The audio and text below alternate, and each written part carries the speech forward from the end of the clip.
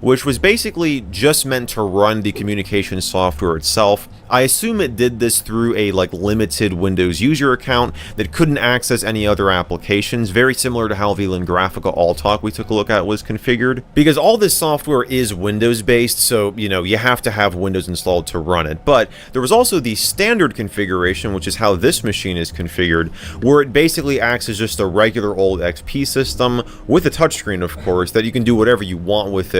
And it just also has the speech software installed as well. Spec-wise, both the V and the V Max had pretty much identical hardware. You had an Intel Celeron M clocked at 800 MHz, 256 megabytes of RAM, and a 60 gig hard drive. The RAM you could upgrade to 1 gigabyte apparently. The display in both models had a maximum resolution of 800 by 600, but the V Max here, you had an upgrade option that you could pay to get a 1024 by 768 screen for $130 extra. And for some reason, if you decided to do that after you already bought the device, like if you sent it back to them to have them upgrade it, it would cost you $705. Don't ask me why, absolutely ridiculous. But hey, at least language swaps were free. So yeah, that's a little brief tour for you, but before we power this thing on and take a look at the software, we're going to take a look at the hardware and the I/O and everything and try and take this thing apart and see what lies inside.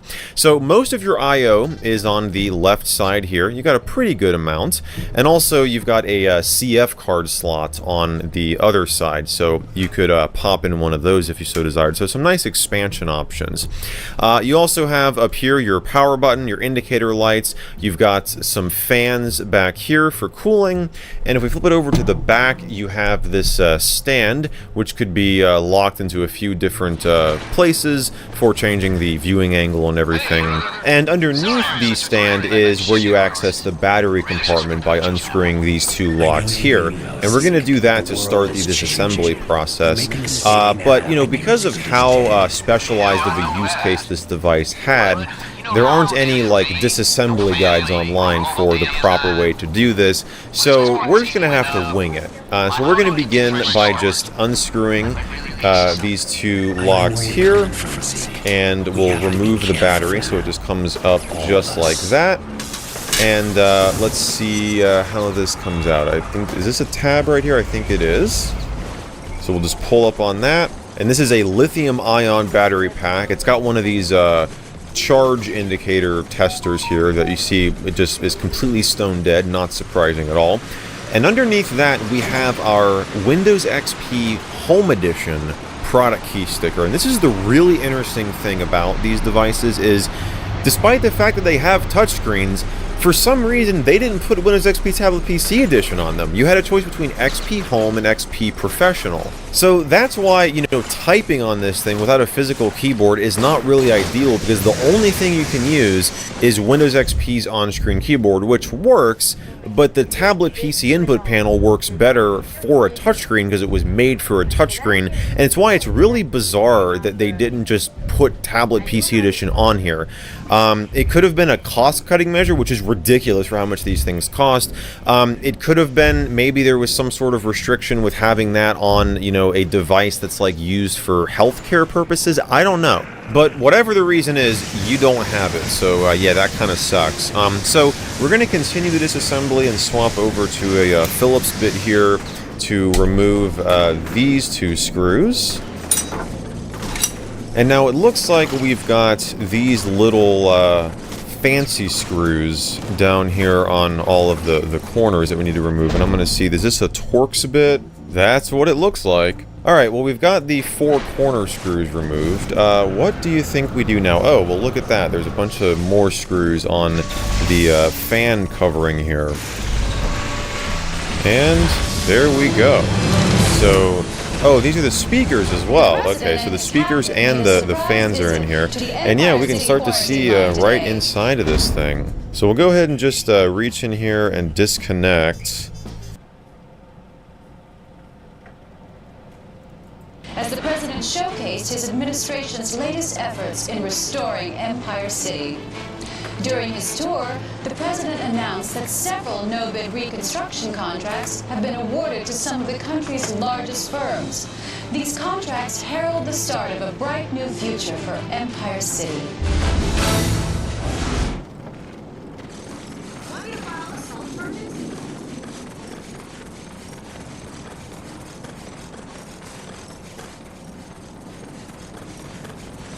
Guy's hell of a thief!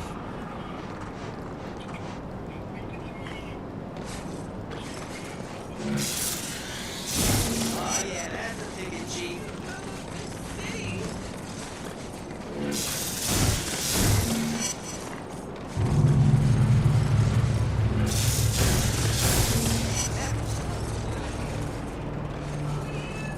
Help over here! Can you catch that thief?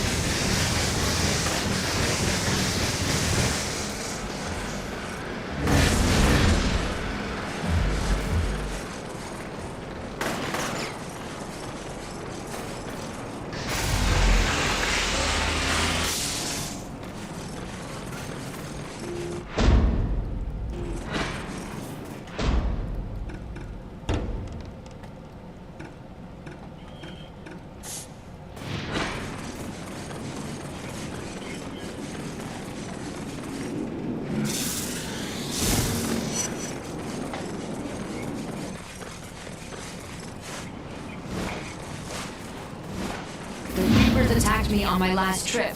They must think I'm working with the Dustmen or something. There's no way I'll make it back to the hospital on my own. I'll take care of them. I had Roger rig up the roof of the bus with metal mesh, and a generator will keep it electrified. Should provide a non-stop source of energy for you. Wow, that's really smart. Oh, they don't let dumbasses into med school, Cole. Once you're up on top, we'll head out. If you need to jump down, I'll stop the bus and wait for you.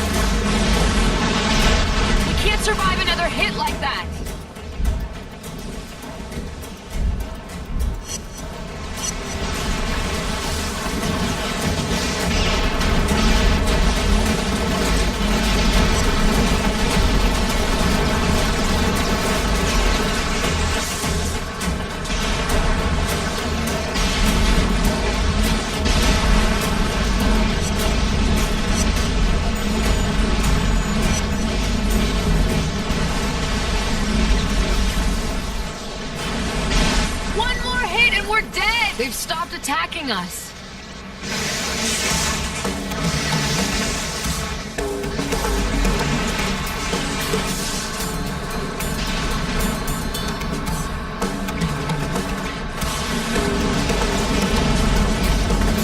Let them fight it out. Keep moving.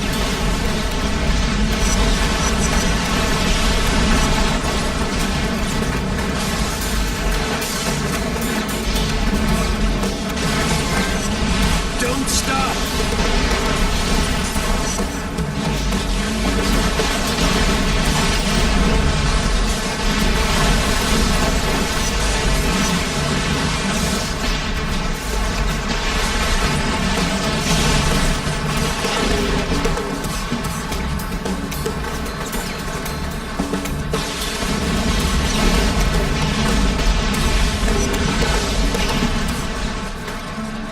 I got my hands on a picture of the Dustman's leader. No ID yet, but I'm going to run it through NG High. I'll update you when I have a name.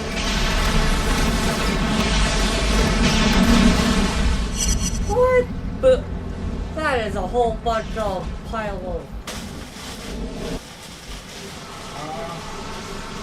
Somehow, some kind of energy break will finally get I got my hands on a picture of the Dustman's leader. No ID yet, but I'm going to run it through NG High. I'll update you when I have a name. Cole is having to defend a public bus as it's transporting people. A bunch of gangs are attacking it to still try to establish control of the city, while Cole is trying to reestablish order. And the reason why the gangs even want to try to do their best against Cole is because Cole is actually making so much of the city even more safer than even before the gangs were starting to have their dominance.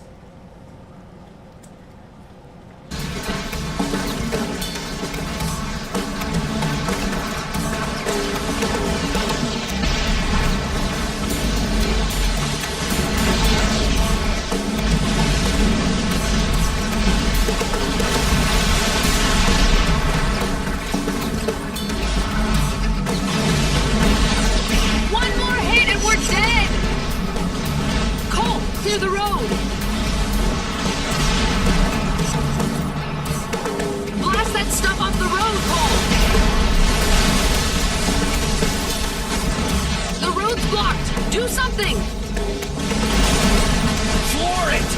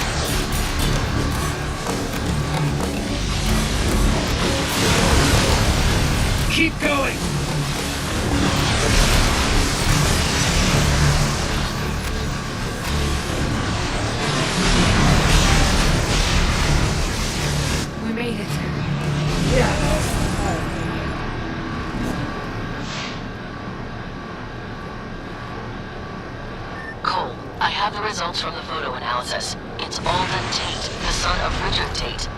You paying attention? I've got a lot of ground to cover, and this is important.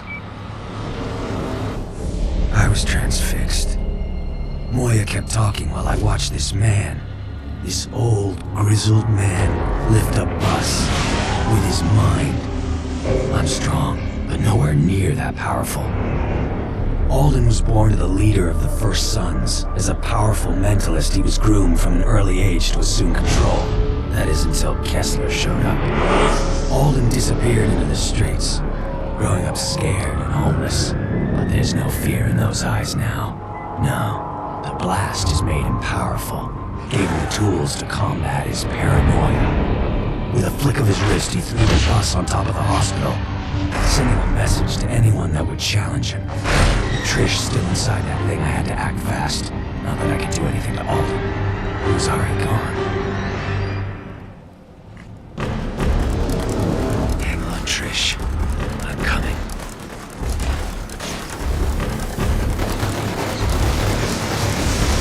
Just see your death points.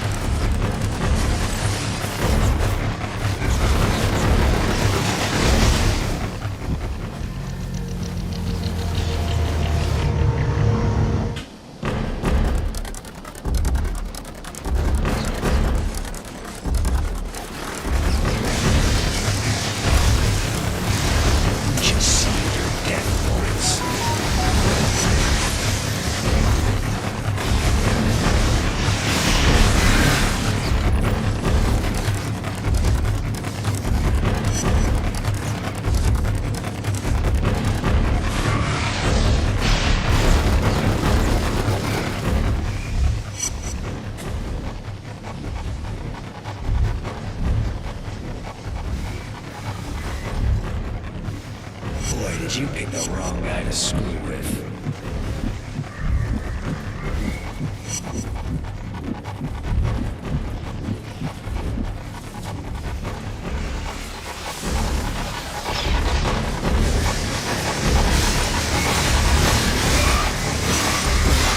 I think you guys will eventually learn. Yeah, especially with how I turn cold too. You'd think that all these people know how to fold. Like, I definitely think that Cole is using his powers to his great responsibility.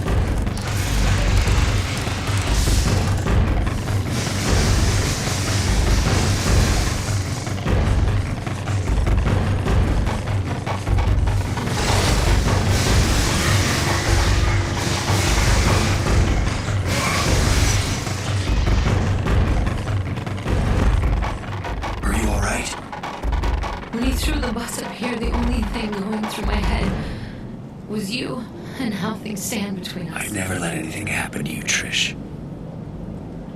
I know you didn't mean to kill Amy, Cole. That you've been trying to make things right. And I need to stop being angry at you. It's just been hard for me. I want us to be together again. Like how it used to be. Isn't that sweet?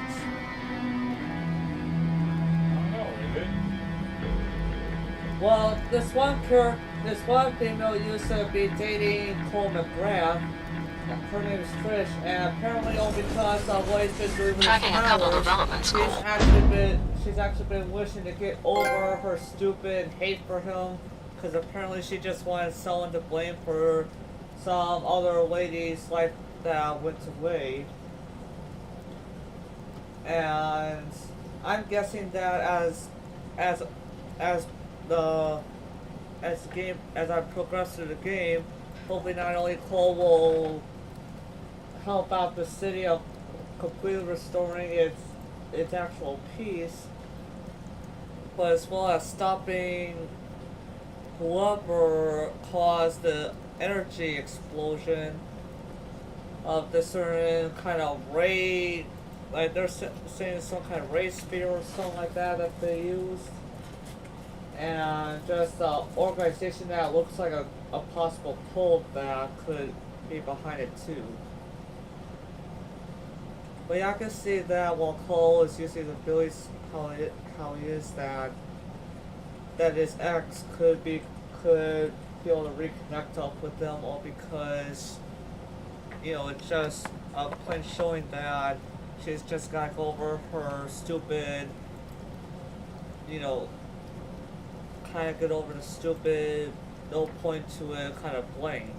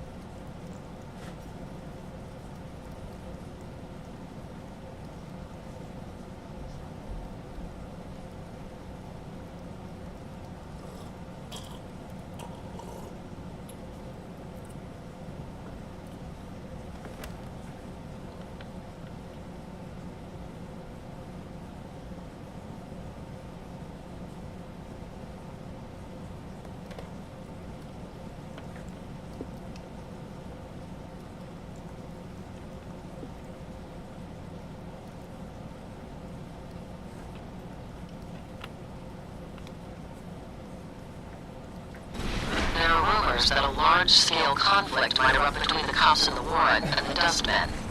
Look into it.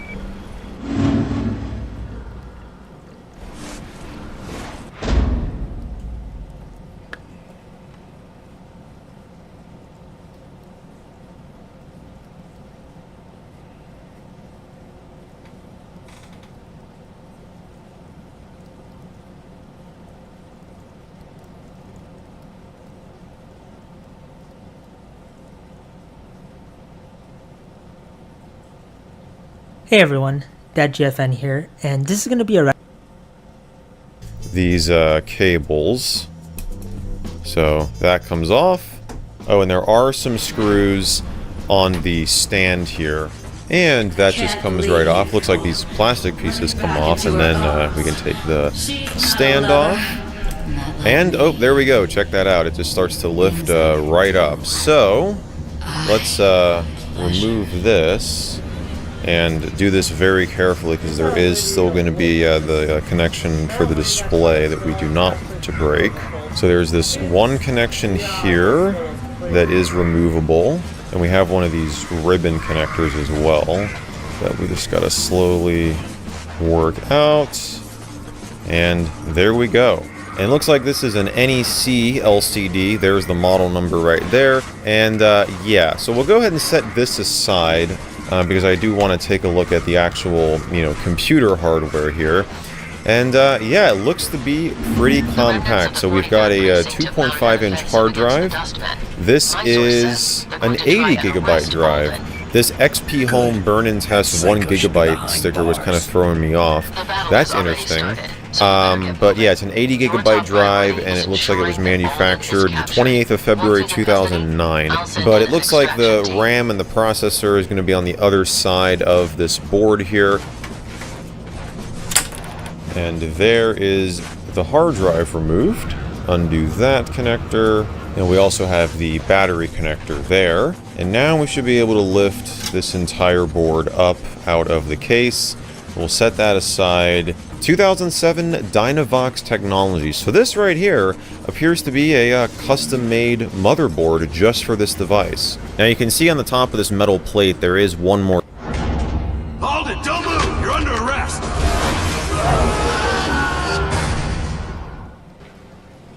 I got a bead on Alden. Heading after him. Don't let him escape, Cole. This could be our only shot.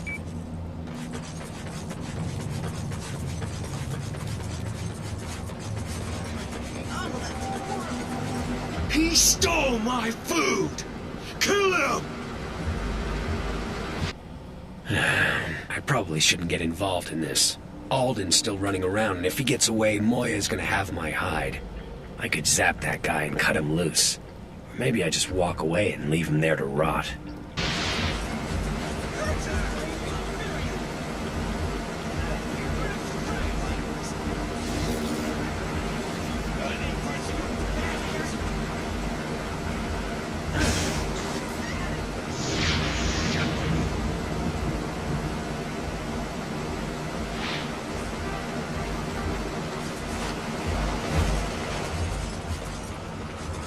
What the hell?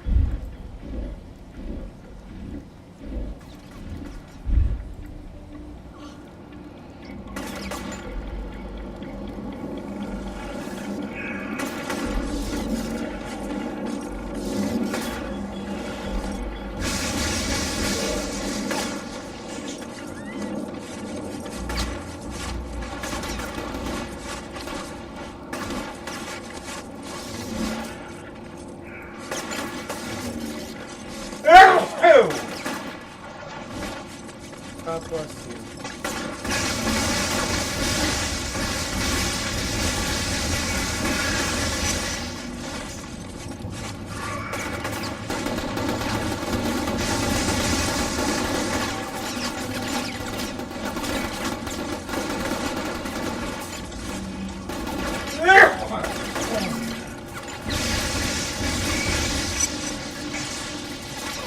God bless you again, Justice Case.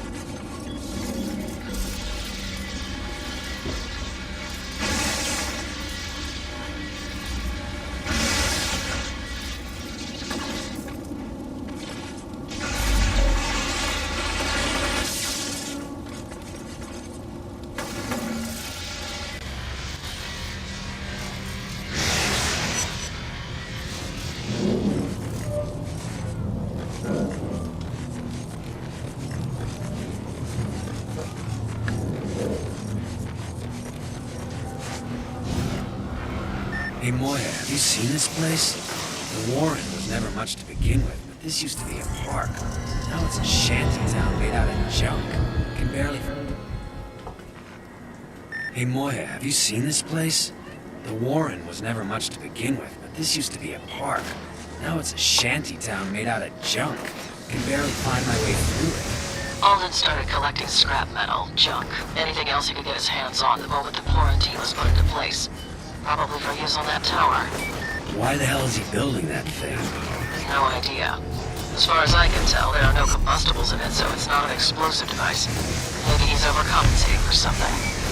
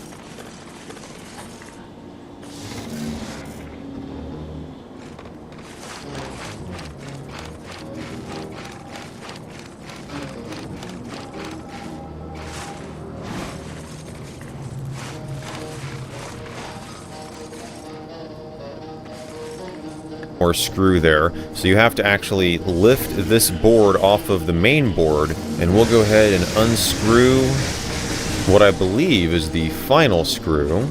And right here, we've got the brains of this entire operation. So right up here is your 800 megahertz Celeron. You've got what I believe, from what I was able to gather from this tiny little part number on this thing, is the graphics and memory controller. And then right here you have your single 1 gigabyte stick of RAM, which was installing and configuring satellite dishes across Empire City. When I asked what they planned on doing with the dishes, I was told to mind my own business. Because the dishes are relatively isolated and secure, I'll use them for my dead drones.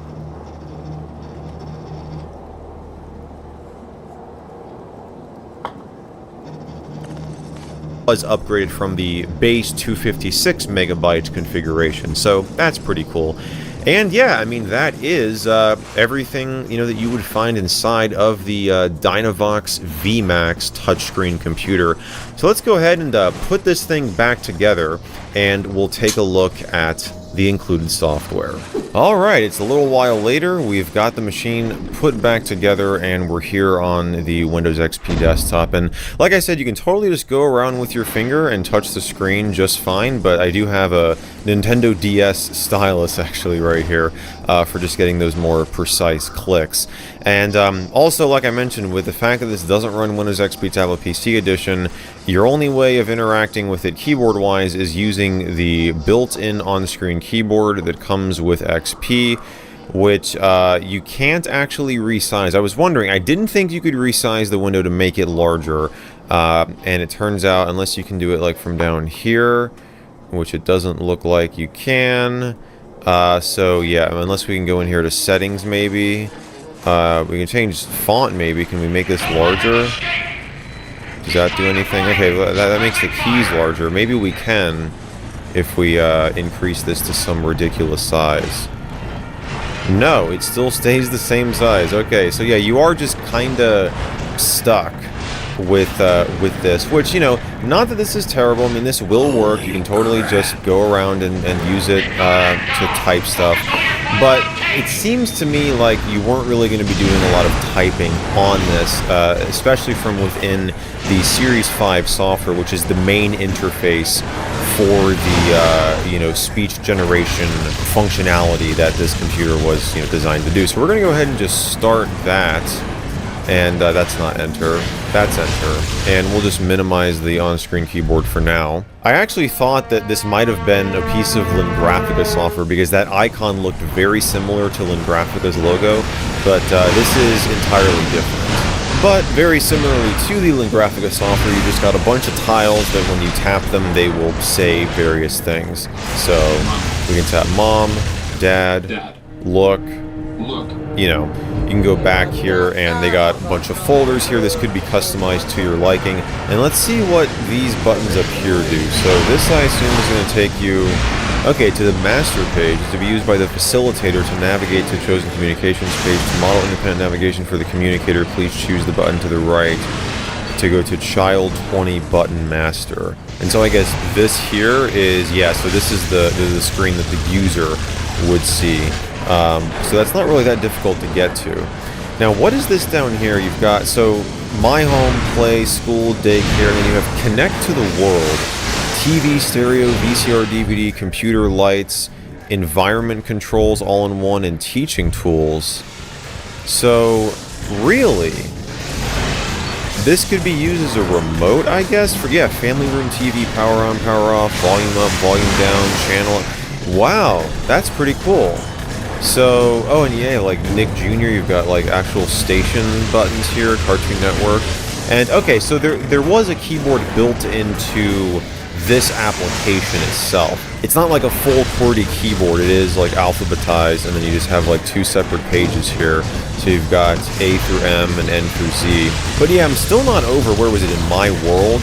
Yeah, this, like, the ability to turn on the TV, I guess, you know, it must have an IR blaster somewhere in it for, you know, sending those signals out to the TV. What does this do? Oh, here we go. Setup. Okay, let's go to the setup menu. So you have shutdown controls in here because, you know, again, this was the main software. So if you had this in the configuration where you weren't able to access, you know, other Windows programs, at least easily, I'm sure there's ways you could get around it. This was how you would, you know, go in and actually shut down the device. But you can change, okay, your like selection method. Let's go to tools here. IR browser. This is probably it. So yeah, you've got these are all the current ones that we already have. Cartoon Network. We can test that. Oh, no learning has been done for this command. So these aren't even set up. How about, okay, living room TV channel down. Really? Wonder if this is a common theme here. Let's TV volume up. No learning has been done for this command. How about my remote controls?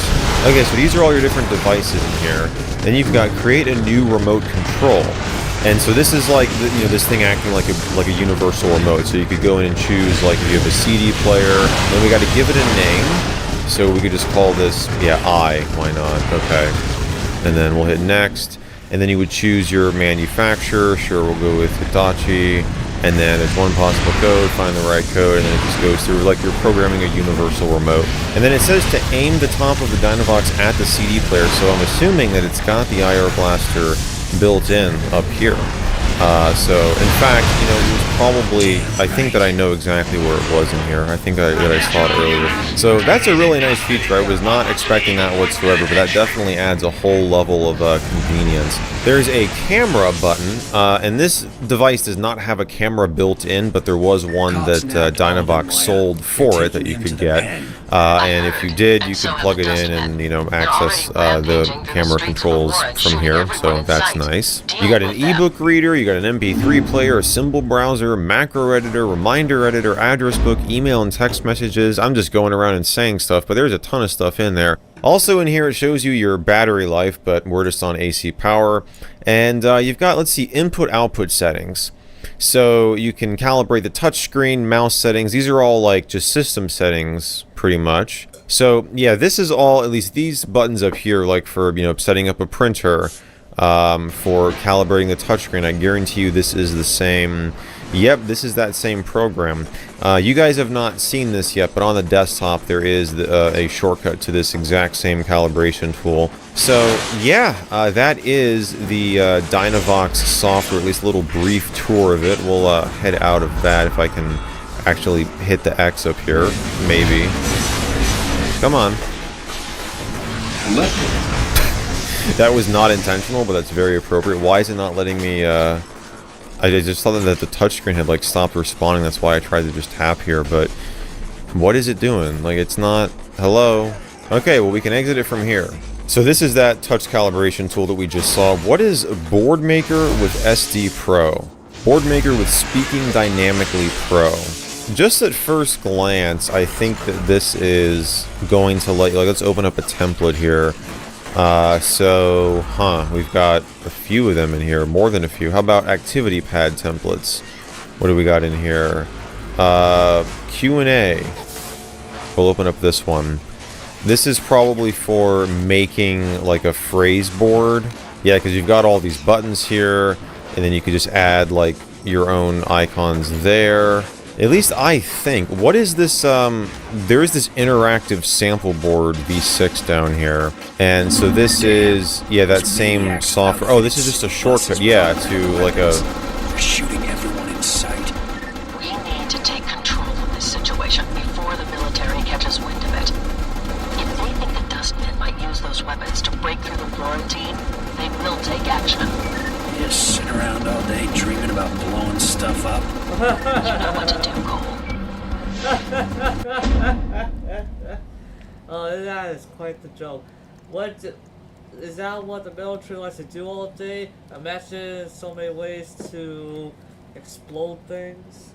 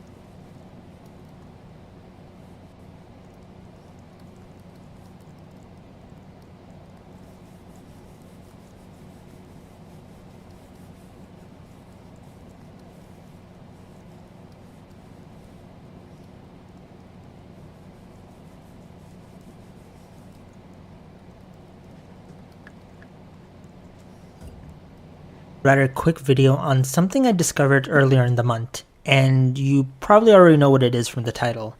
So earlier I was going through the Gravity Falls box set documentary, as you do, and I remembered Alex Hirsch had shown some scrapped episode ideas in it that haven't really been talked about much by fans. Some of these ideas were early drafts of episodes that did happen, like Karaoke, while others were ones that never went further than the page he wrote them on. There were some interesting ideas, like an episode narrated by Mabel, an early plan for a Dipper and Pacifica story, Wendy having the ability to control snails, among other things. But in the midst of it all, I noticed one episode idea that stuck out like a very, very sore dumb. And it was one that Alex had casually said in the doc, but never went into much more detail about.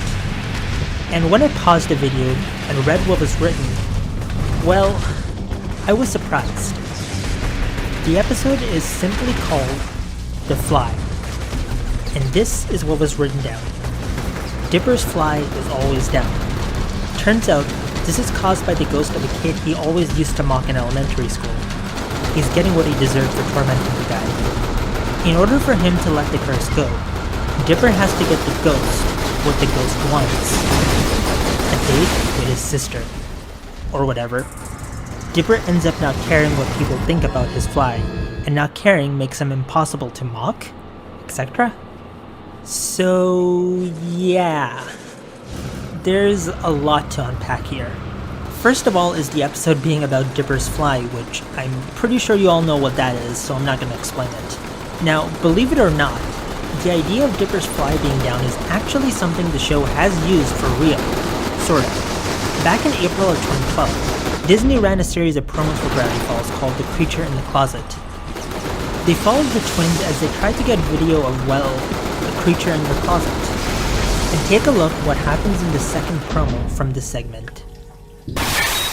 Alright, hour 2, and the creature that ate my socks still hasn't left the closet. Dun dun dun. He could come out any minute. We need to be ready. Oh my gosh, Dipper! What? Your fly is down! Oh, Mabel! So yeah, Gravity Falls has technically made Dipper's fly being down a thing that does occur.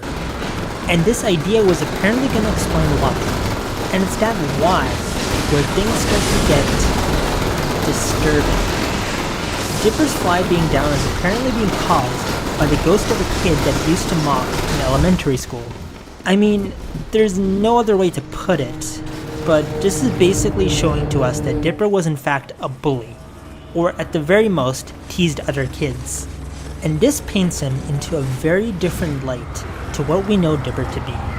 We know from flashbacks that both him and Mabel were bullied as kids. Mabel was picked on in 1st grade, as we saw in Picture Day, and Dipper was laughed out of the room on Valentine's Day in 4th grade for not getting any cards by the whole class, and this jerk. Zeus, would it be wrong to punch a child? So, we know the twins were picked on in school, and that adds some relatability to it. We all probably have experiences of being bullied, teased, or made fun of in school. I sure as hell did, even up till high school. Kids can be real jerks to each other, especially in middle school. Knowing Dipper and Mabel went through similar stuff makes them relatable to us. But by making Dipper be someone who made fun of others, that takes away a lot of that relatability and character that we all know and love. It makes Dipper essentially a far less likable character. And I mean, despite the fandom's very obvious bias towards protecting Dipper to almost White Knight levels, I don't think this would have been something as easy to defend him over. Though we all know how GF fans would have been if it was Mabel instead of Dipper here. But my hatred of fandom hypocrisy aside, the fact of the matter is that this concept already is not sounding really good. Dipper's fly being down as the premise is already strange, and then to have us learn that it's a kid that he mocked doing it is even weirder.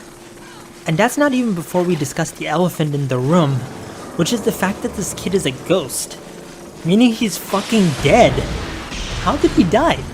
And more worryingly, was Dipper's teasing a factor in it? It's a very disturbing implication that is being made here with this. Of course, and this is really dark to think about, but there are other ways this kid could have died. He could have been in a car accident, fell down a hole, eaten by a bear, ate a tube of super glue. You get the point. This episode idea in itself is super vague. So while it's kinda implying a very dark thing here, we do not have enough material to work with to fully say that outright, when there could be other ways to become a ghost. Not to mention that why would the ghost travel all the way to Gravity Falls with Dipper to mess with him? I mean, the town is a weirdness magnet as we know, so that may be why. But still, it's kind of weird. Why not have a specific ghost within the town itself be behind it? I mean, from how many zombies are buried under the Mystery Shack alone, I think it's safe to say that there's a lot of ghosts in Gravity Falls too, beyond the ones that eat the Northwest family. But that's not the only bad thing about this thing. Remember, what was the ghost asking in exchange to stop bothering Dipper? That's right, a date with his sister. Yeah, this kid apparently had a crush on Mabel, I guess, and wants to date her so to leave Dipper alone.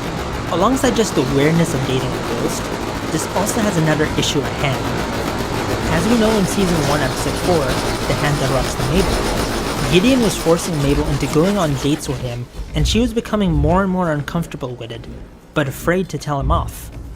So, Dipper, seeing how Mabel was, does it for her. He stands up and protects his sister from someone who is being a creep to her. And while there are a lot of loser Mabel haters out there who say this is another case of Dipper doing something for Mabel in entertainment, let me just say this. Fuck you. That scene in many ways is something I respect and admire Dipper for. He didn't care of the risks. He went in and told Gideon off from messing with his sister. Hell, he did that tenfold in Gideon Rises when he beat the shit out of Gideon for trying to kidnap her. As a brother myself, I'd do the same if that was my sister. And I don't care if I don't gain anything out of it. That's what I love about Dipper. Screw fans who say that he sacrifices too much. He's there for his sister and is fiercely protective of her. That makes him a morally better character than any Mabel hater ever will be. And that, in a sense, is why I don't like this idea. It demolishes all the stuff we have seen Dipper built up into. He's a character who has a kind heart, despite being bullied. And he's protective of his sister, even when he may lose out from doing it. That's because he's a good brother. And this idea tears that entirely apart. Dipper is now a bully, and apparently to get this kid to stop bothering him, now has to have Mabel do something she probably doesn't want to do. Date the ghost of some kid who had a crush on her that she probably didn't want to date for maybe similar reasons to why she didn't like Gideon. Now again, I have to emphasize that this is speculation. We don't know truly if this is how the episode would have played out. And given the last sentence says that Dipper ends up not caring what people think about his fly and not caring makes him impossible to mock, that likely implies he doesn't fulfill the ghost's wishes and just stops caring about it. Maybe it's meant to imply that you don't feel a bully by giving in to them and just ignore them until they stop. Maybe it's a tables have turned type situation and now this kid is bullying Dipper, so he stops caring and soon the kid has no interest in further teasing him because he's no longer getting a reaction from Dipper and thus stops on his own. Either way, it does make Dipper out to be a very different character to what we see him in the show, and without a reason behind why this kid is now a ghost, it does leave a very dark possibility lingering here. And believe it or not, this is not even the first time that there's been a Gravity Falls episode idea revealed that would have drastically changed Dipper and made him into a kind of unlikable or harder to root for character. In the box set commentary for Dr. Dipper, Alex Hirsch revealed that originally the episode was going to be called The Party Monster. And the idea was that Dipper was now really excited for the party at the Mystery Shack, so he comes up with a way to ruin it by summoning monsters.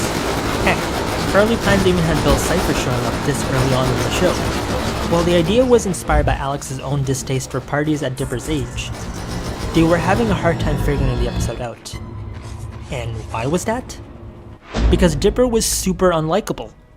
Of course he would. He was trying to ruin everyone else's fun for what? Because he doesn't like parties? It just